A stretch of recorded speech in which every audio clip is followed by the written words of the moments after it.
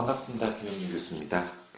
오늘 다른 게 아니라 지금 커뮤니티에 많이 나오고 있는 무단 퇴사에 대한 얘기를 조금 하려고 해요. 무단 퇴사에 대해서 자꾸 질문이 무단 퇴사하면 어떻게 되냐고 물어보는데 참 이 답하기가 난감하죠. 그걸 이제 카페에다가 이렇게 물어보니까 제가 근데 이분들이 공통점이 대놓고 무단 퇴사하면 어떻게 되나라고 물어보지 않아요. 항상 글의 내용을 보면은 이유가 있어요.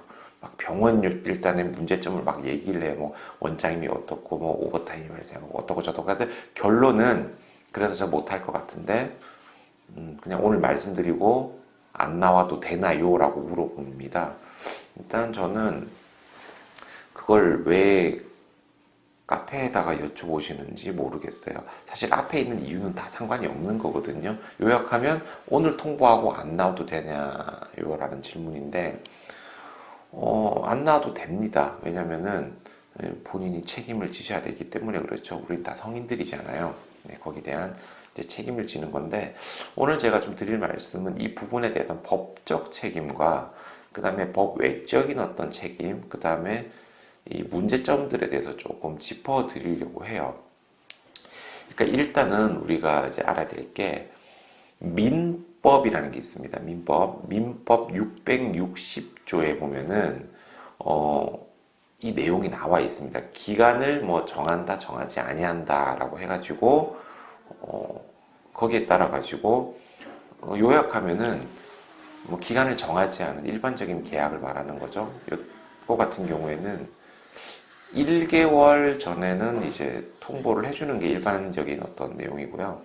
그 다음에 사직서를 제출을 했을 때 왜 1개월이냐면 사용자, 즉 그 사업주가 이 사표 수리를 미룰 수 있는 최대 기간이 1개월이에요.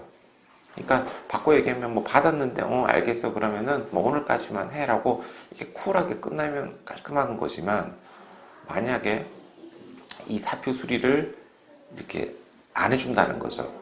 근데 아무리 안 해주더라도 1개월이 지나면은 그냥 무조건 자동으로 해결이 되기 때문에 법적으로 문제가 없으려면 사직서를 제출하고 1개월이 지나고 그 다음날 안 나와도 아무 상관이 없습니다. 그거는 누구도 뭘 하지 않아요.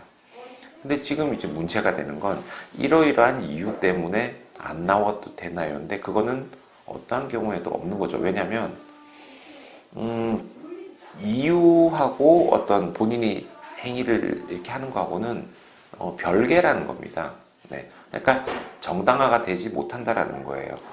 그래서 예를 들어서 누가 시비를 거는데 때려도 되나요? 그러면은 시비를 건다고 해서 처벌을 안 받아주지만 때리면 어때요? 뭐 전치배추 나오면 이제 처벌을 받잖아요. 별개라는 거예요. 네. 그러니까 물론 시비를 걸어서 그게 뭐 형량의 참작은 될 수 있지만 그 판단은 본인들이 하시는 게 아닙니다. 그죠? 그래서 우리가 법이라고 하는 걸 정해놨어요. 자, 그래서 제가 분명히 이제 말씀드립니다. 내가 그만두고 싶으면 사직서를 제출하면 되고, 죄송한데 가능하면 저는 언제까지 좀 했으면 좋겠습니다. 라고 의견을 줄 수 있는 거지, 본인이 며칠까지 일할 거예요. 라고 정하는 건 아니에요. 왜냐면 본인이 인사 담당자가 아니잖아요. 예. 사직의 의사를 밝히면, 사표 수리 일정은 인사과에서 하는 거지, 본인이 하는 게 아니에요. 그래서 이제 어떤 문제가 가끔 생길 수 있냐면 이건 꼭 아셔야 되는 게 딱 본인은 1년을 채우려고 11개월째 사직서를 내는 애들이 있어요. 그러면 1년 채우고 이제 퇴직금 딱 받으려고. 근데 사직서 냈는데 바로 다음날 수리되면 어떻게 돼요? 퇴직금 못 받는 거 아니에요, 그게? 네. 그러니까 1년 미만 근무하시는 분들은 그냥 안전하게 만 1년을 채우시고 사직서를 내시고 그 다음에 뭐 몇 개월 전부터 얘기했어요. 이런 얘기 안 하셨으면 좋겠어요. 물론 거기에 대한 증거가 있어야지. 뭐 녹취를 했다든지 뭐 해야 되는데 나중에 뭐 법적으로 문제가 생겼을 때 상대가 자기는 들은 적 없다라고 하면 어떻게 입증을 할 거냐는 거예요. 그래서 제일 깔끔한 건 사직서를 제출하고 또 사직서를 제출했는데도 진짜 사용자가 정말 비도덕적이다 그래가지고 뭐 이런 것들을 뭐 받은 적 없다 오리발 넘길 수 있으니까 문자 같은 거 보내놓으세요. 근데 저 사직서 제출했습니다. 이렇게 좀 드라이하게 보내지 마시고 있잖아요. 오늘 좀 사직서를 제출하고 나니까 좀 그래도 마음이 좀 무겁습니다. 그래도 그동안 되게 잘해 주셨는데, 네, 아무튼 너무 속상해 마시고, 네, 서운해 마시고, 아무튼 좋은 하루 되십시오. 이렇게 안부 문자처럼 보내는 그 안에 뭐예요? 사직서를 제출했다는 내용이 들어가 있는 거지. 예, 그런 식으로 흔적을 남겨두시길 바라라는 겁니다. 예, 그리고 제발 우리 카페에서 이러이러하니까 때려쳐도 되나요? 정말 중대 범죄가 아니라면은 제발 좀 그런 이런 표현하면 좀 그렇지만 그런 수준의 질문을 우리 카페에 좀 이렇게 안 올려주셨으면 좋겠습니다. 자, 그러면 이제는 만약 이제 무단 퇴사를 했을 때 어떤 이제 문제가 생기는지를 제가 좀 말씀을 드릴게요. 자, 일단 수습 기간 같은 경우에는 인수인계라는 걸 할 게 없기 때문에 사실은 사용자가 수습 사원인 네가 없어져 가지고 뭔가 피해를 입었다라는 걸 입증하는 건 불가능해요. 그렇기 때문에 법적으로는 처벌받을 처벌이 아니라 손해배상을 해줄 수 있을 만한 게 없습니다. 수습 기간에는. 자, 경력자 같은 경우에도 근데 마찬가지예요. 갑자기 무단퇴사를 했을 때 사용자 입장에서는 그 사람이 무단퇴사를 함으로써 입은 피해를 입증하는 게 몇 배나 어려워요.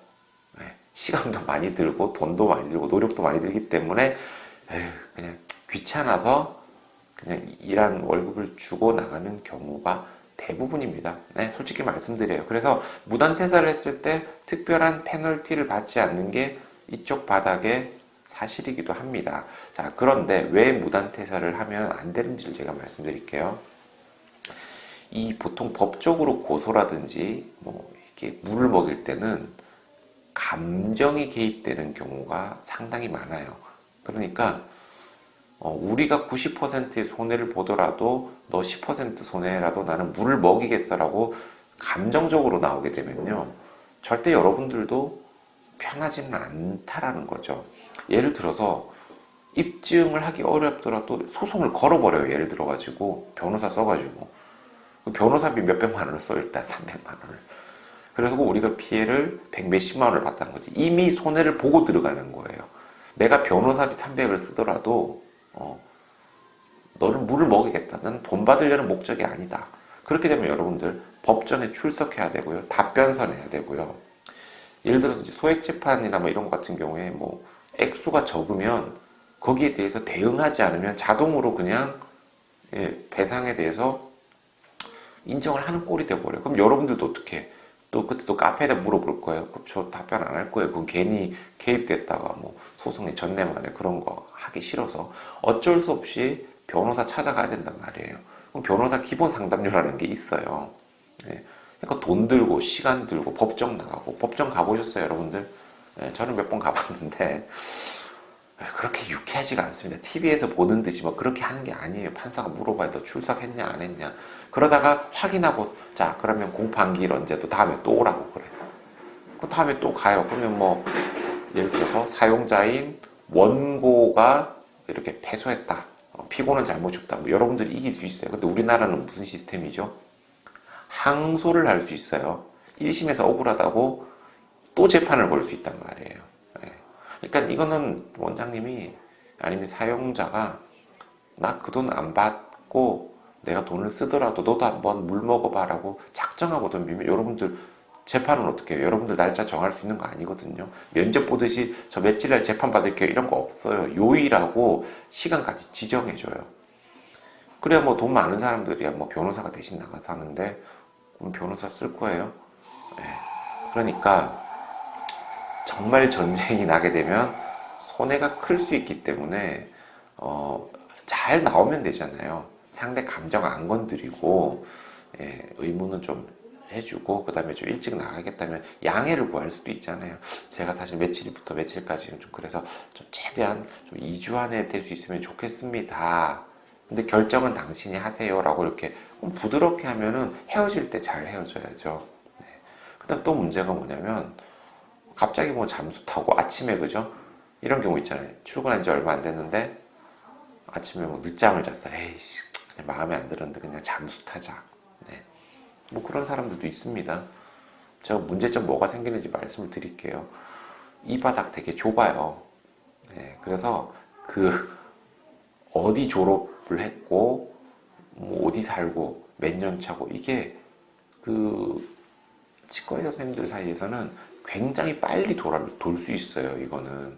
왜냐면은 치과의사 집단이 어찌 보면 굉장히 좀 폐쇄적 집단이란 말이에요. 그러니까 선후배 관계라든지 친구 관계, 좀 이런 쪽으로만 이렇게 커뮤니티가 많이 형성돼 있고 관계성이 발달돼 있는 분들이 많다 보니까 그 소문이 되게 빨리 돌 수 있어요. 그래서 뭐 예전에 문제도 났잖아요. 무슨 뭐 블랙리스트 문제라든지 이런 것들.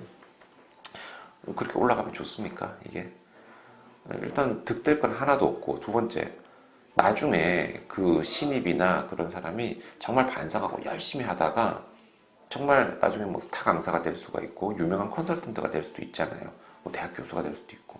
그래서 무슨 세미나 같은 거 하려고 하는데 갑자기 누가 댓글로 언제 그냥 잠수 타가지고 무단태산 주제에 무슨 뻔뻔하게 이런 데 나오냐. 그럼 자기 이미지 한 방에 갈 수 있는 거예요, 그거는. 예, 득될 게 아무것도 없으니까 좀 생각을 좀 해가지고 마무리를 잘 하고 나오시길 바라고요. 그 다음에 이거 같은 경우에도 참 이 영상에 내가 공개도 되려나 모르겠는데, 만약에 사업주가 물을 먹이려고 하면은 여러 가지로 먹일 수 있어요. 퇴사 처리를 안 해주는 거지. 예. 그러니까 실제로 이 사람은 퇴사를 하지 않았습니다. 실종된 거예요. 예, 그래서 뭐 무단 결근 처리를 해버리는 거예요. 그러면 몇 년 동안 일을 하다가 무단 결근을 하게 되면요, 일을 안 했기 때문에 급여가 줄어들죠. 그러면 퇴직금은 뭐예요? 직전 3개월 급여의 평균치 곱하기 근속 연수란 말이에요.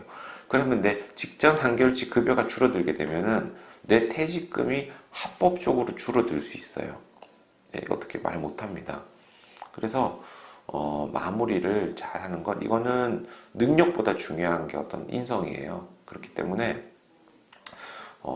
마무리를 좀 잘할 수 있는, 네, 그런 사람이 되시는 게 본인의 어떤 가치를 높이는 법이니까 앞으로 제발 커뮤니티에 무단 퇴사해도 되냐 물어보지 마십시오. 본인 인생 본인이 책임지는 겁니다. 자기 평판이든 뭐든. 그래서 무단 퇴사에 대한 어떤 개념 알려드렸고, 사직서는 꼭 제출하십시오. 1개월 전에. 그렇게 하시면 한 달 있다가 그 뒤로 갑자기 안 나온다라도 아무도 문제 삼지 않습니다. 사회적 규칙이라는 게 있죠.